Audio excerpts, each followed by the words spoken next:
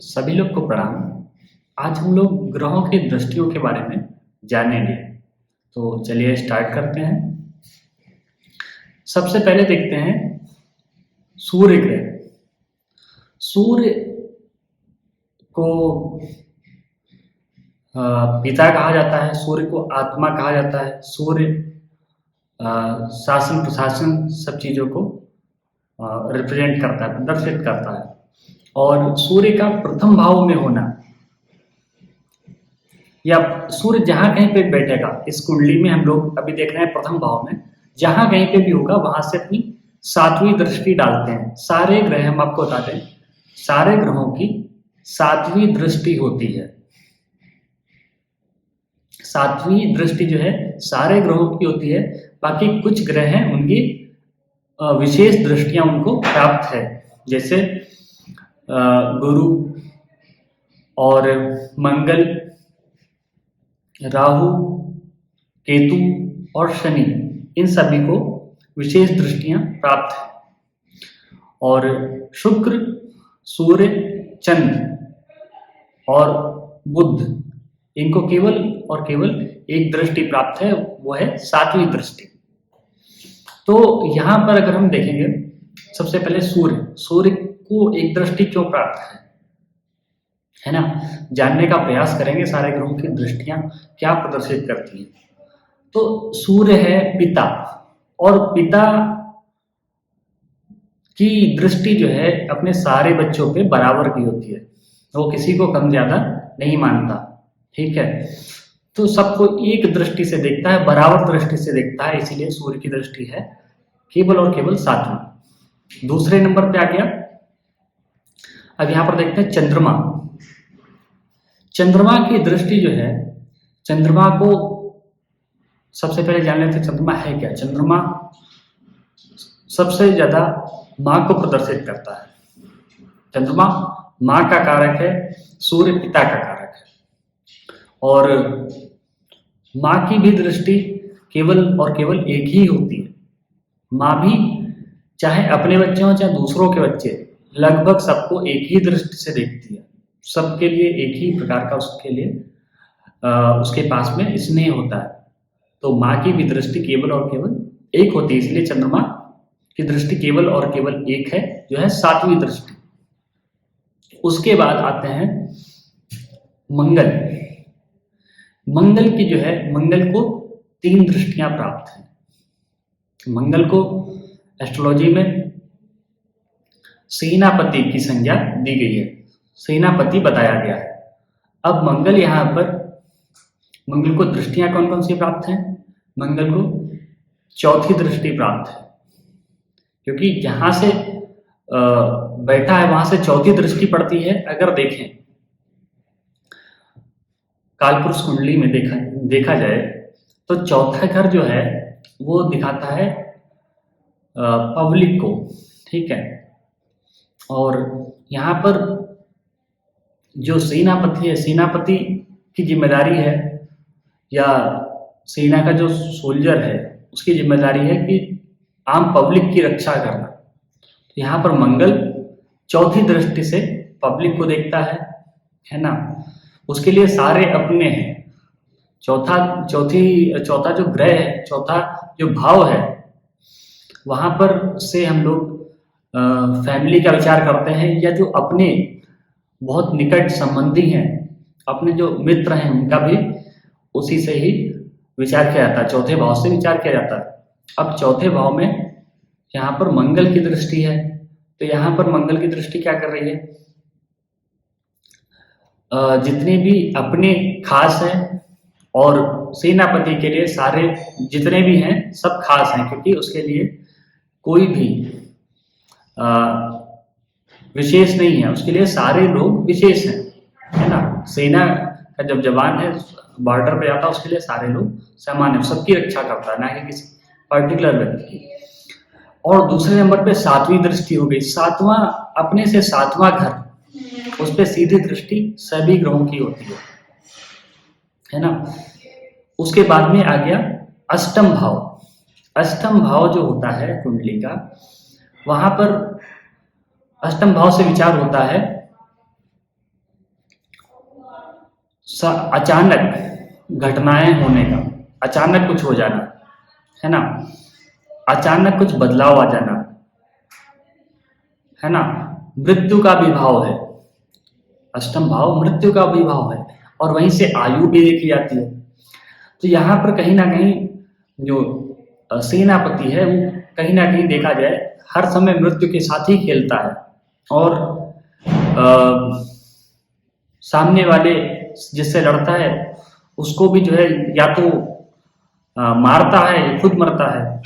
तो यहाँ पर भी देखा जाए अष्टम जो भाव आयु का है वहां पर मंगल का विशेष प्रभाव होता है। और इसके बाद में आगे बुध। तो अगर बुध को देखा जाए, बुध है बालक ग्रह, और बुध बुद्धि देने वाला है। और बालक भी देखा जाए, बालक की कई दृष्टियां नहीं होती, बालक की केवल और केवल एक दृष्टि होती है। बालक सबको, चाहे कोई व्यक्ति उसका बुरा करने आ रहा हो चाहे भला, है ना, बालक हमेशा उसके अंदर कोई छल भावना नहीं होती, वो एक दृष्टि से ही देखता है ना, सबको देख के मुस्कुराएगा, खुश हो जाएगा। तो यहाँ पर बुद्ध की एक ही दृष्टि होती है। दूसरे शब्दों में अगर समझे तो बुद्ध है बुद्धि, और बुद्धि भी इस प्रकार की यहाँ पर गुरु की बुद्धि और बुद्ध की बुद्धि दोनों में अंतर होता है। जैसे मैथ में कैलकुलेशन करना, रीजनिंग करना, तर्क शक्ति वो बुद्ध देता है, और वो सबके लिए ही महत्वपूर्ण है। बुद्धि तो सबको ही चाहिए, चाहे व्यक्ति कोई भी कार्य करता हो, लेकिन बुद्धि मतलब चतुराई, यहाँ पर तो चतुराई सबको आनी चाहिए। उसके लिए बुद्धि देते हैं। बुद्ध सबको अच्छी और ऐसी बुद्धि देते हैं जिससे उसका काम चल सके, विकास हो सके। तो बुद्ध की दृष्टि एक है, मतलब चाहे व्यक्ति अच्छा हो चाहे बुरा हो, सबको बुद्धि की आवश्यकता होती है। और चाहे अच्छा काम करे चाहे बुरा काम करे, हर जगह पे वहां पर बुद्धि लगानी पड़ती है। तो यहाँ पर बुद्ध की जो है केवल और केवल एक दृष्टि है। उसके बाद में आते हैं बृहस्पति, देवगुरु बृहस्पति। सबसे ज्यादा शुभ ग्रह माने जाते हैं कुंडली में, और सबसे ज्यादा बड़े भी हैं। तो यहाँ पर बुद्ध बृहस्पति की जो दृष्टि है, देवगुरु बृहस्पति की, सबसे पहली पांचवी दृष्टि है। अब पांचवी दृष्टि क्यों है कि अगर देखें इस कुंडली से, कालपुरुष की कुंडली से, तो पंचम भाव जो है वो ज्ञान का भाव होता है, और गुरु का काम है ज्ञान देना, सद्बुद्धि देना। तो यहाँ पर जो गुरु की है पांचवी दृष्टि, यहाँ से सबको सद्बुद्धि प्रदान करते हैं गुरु। सप्तम जो दृष्टि है सारे ग्रहों की होती, अपने से सामने वाले घर को सारे ग्रह देखते हैं, तो सप्तम को भी देखते हैं।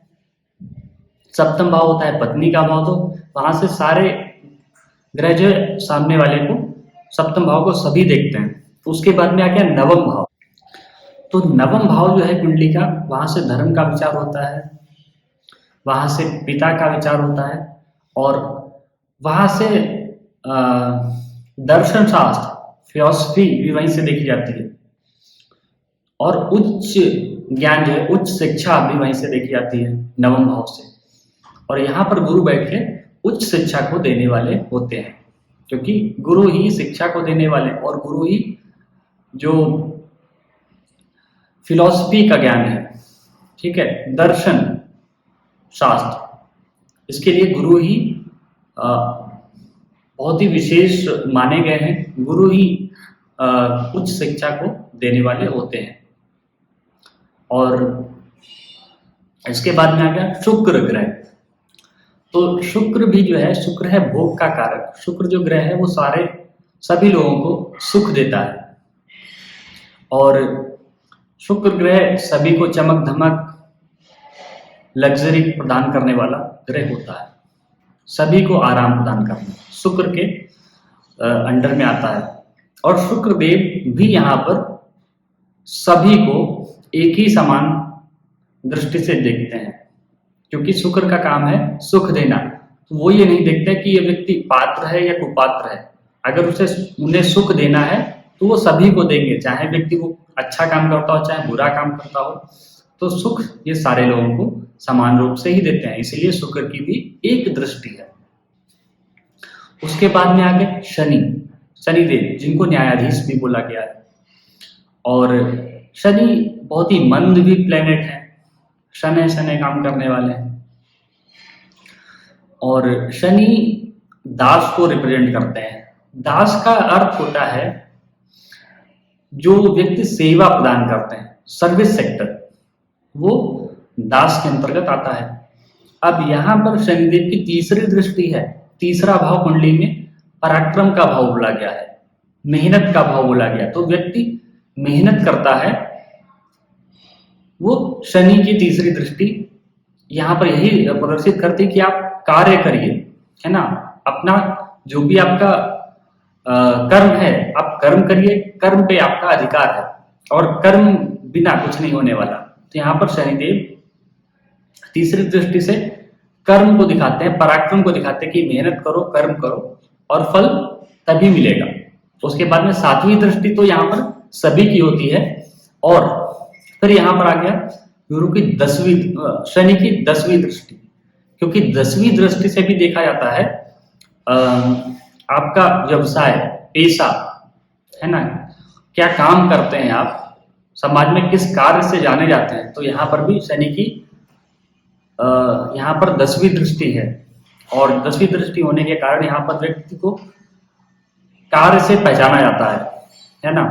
तो शनिदेव यहाँ पर भी कार्य ही कराते हैं। शनिदेव का मूल रूप से उनका स्वभाव यही है कि वो चाहते हैं हर व्यक्ति कार्य करे, कार्य करेगा, कर्म करेगा, तो निश्चित तौर पे शनिदेव उसको अच्छे फल देंगे, जितने भी हो सकते हैं उतने ही फल देंगे। उसके बाद में आ गया राहु और केतु, दो ग्रह बचे। तो राहु को देखा जाए, राहु को गुरु के समान ही दृष्टियां प्राप्त हैं, पंचम, सप्तम और नवम। तो देखिए राहु और केतु को वैसे तो पापक ग्रह है, लेकिन अगर जब ये गुरु के साथ बैठते हैं तो गुरु के समान ही इनमें भी क्वालिटियां आ जाती हैं, क्योंकि ये छाया ग्रह हैं। तो जिसके साथ बैठते हैं उसकी छाया बन जाते हैं, लगभग उसी के समान स्वरूप ग्रहण कर लेते हैं। तो यहाँ पर अगर गुरु के साथ बैठते हैं तो गुरु के समान ही इनको दृष्टियां 3 प्राप्त जाती हैं। ये ज्ञान भी देते हैं और सामने वाले घर को भी बचाते हैं और उच्च ज्ञान भी देते हैं ये। लेकिन शर्त यही है, अगर गुरु के साथ शुभ होके बैठे हैं। अगर शुभ नहीं है, शुभता नहीं है, तो यहाँ पर ये ज्ञान से दूर कर देंगे, सामने वाले घर में विच्छेद कर देंगे, मतलब पत्नी से अनबन करेंगे। और जो उच्च ज्ञान है, धर्म से भी विमुख कर देंगे, क्योंकि नवम भाव धर्म का होता है, तो धर्म से भी विमुख कर देंगे। लेकिन अगर राहु यहाँ पर शुभ है किसी भी कुंडली में, तो यहाँ पर ज्ञान भी देंगे, सामने वाले घर को भी सुरक्षित रखेंगे, मतलब अपनी पत्नी के भाव, और नवम भाव धर्म से भी जुड़ा हुआ रखेंगे। इसी हिसाब से केतु की दृष्टि, केतु भी अत्यंत शुभ ग्रह है, लेकिन राहु के सामने होने के कारण केतु यहाँ पर अशुभ हो जाते हैं। केतु भी पापक ग्रह की श्रेणी में आ जाते हैं।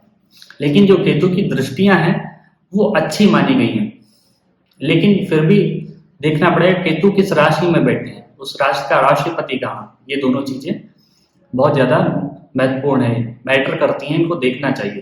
तो केतु भी जो है ज्ञान को देने वाले हैं। अगर केतु शुभ है, जैसे यहाँ पर मंगल की राशि में बैठे, मंगल केंद्र अथवा त्रिकोण में हो, तो केतु यहाँ पर अच्छे रिजल्ट देंगे। और यहाँ पर पंचम से ज्ञान देंगे। सप्तम दृष्टि जो है दाम्पत्य जीवन को कहीं ना कहीं बचाने का प्रयास करेंगे। और नवम यहाँ पर धर्म से भी जोड़े रखेंगे। तो ये तो थी ग्रहों की दृष्टियां। उम्मीद करते हैं आपको समझ में आ गई होंगी ग्रहों की दृष्टियां।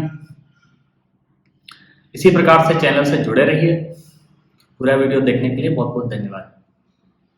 प्रणाम।